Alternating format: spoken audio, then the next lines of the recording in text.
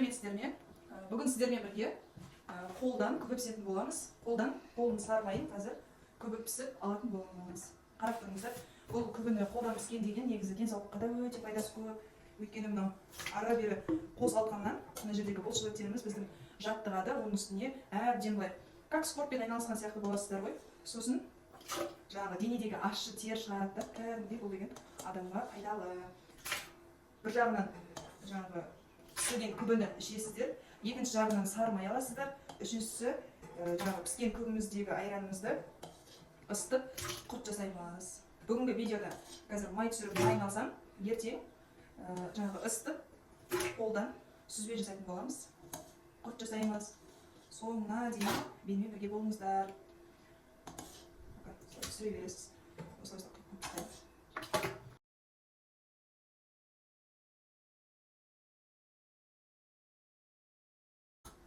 барлығын құйып аламыз, аккуратно.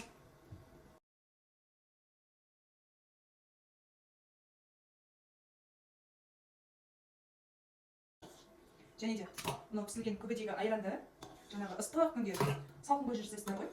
Соған прям қою қылып өзін құя салсаңыздар да күшті болады. Жаңағы салқын көжені өзін қайнатып алып, ішіне айранның орнына осылай қою піскен айранымызды құйсақ күшті болады. Бәрін құйып аламыз.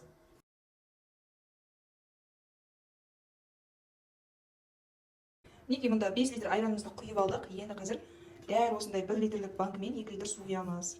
Сонда ровно болады, су көп болып кетпейді.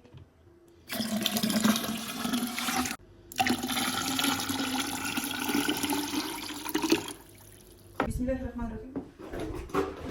Бисмиллах деп осылай күбімізді жақсылап пісіп аламыз.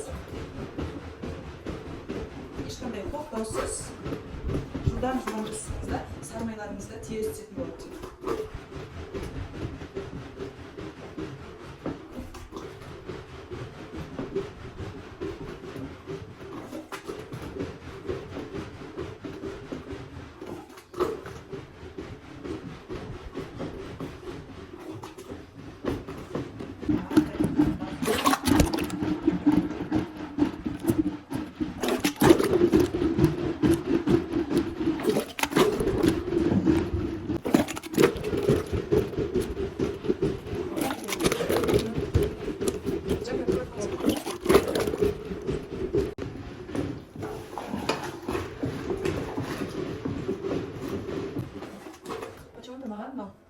Күбінің пісіп жатқандағы даусының өзі адреналин болып тұр ғой, құлағыма жағып шығып.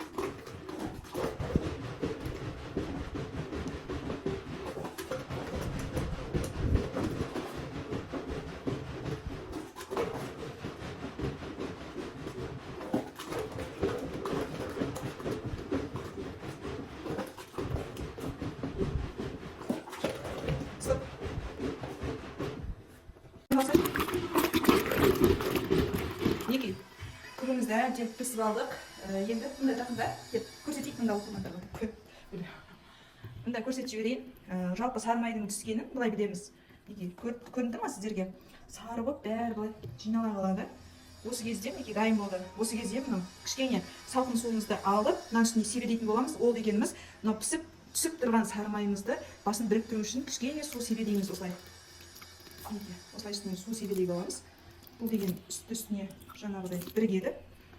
Қазір алып алатын боламыз. Бисмиллахиррахманиррахим. Бисмиллах деп алып аламыз. Былай қолымызды салып. Бисмиллах. Осылай түсетін сармайымыз дайын болды. Әрі күбі піскеніміз, қолдан піскеніміз денсаулығымызға да пайдалы. Сармайымызды қолдан піскен тоже пайдалы. Осылай. Дайын сармайымызды осылай ала береміз қолымызбен. Қазір жақсылап екі қайтара жуып алып, тұзымызды қосып, холодильнигімізге салып қоямыз. Қазір жуып отқан түсіресің бе тоже? Сармайымызды түсіріп алдық. Түсіріп алғаннан кейін міндетті түрде былай істеп, арасындағы айрандарын шығарып, мұнда құйып жібересіз. Осылай әбден былай басып аударып болғаннан кейін салқын суымызды құйып, жуып аламыз майымызды. Содан кейін ары қарай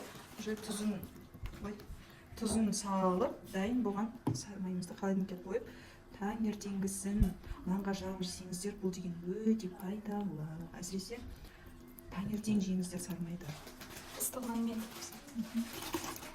Ыстық нанмен, ыстықтай шыққан нанмен осылай жақсылап жеп аласыздар. Неге?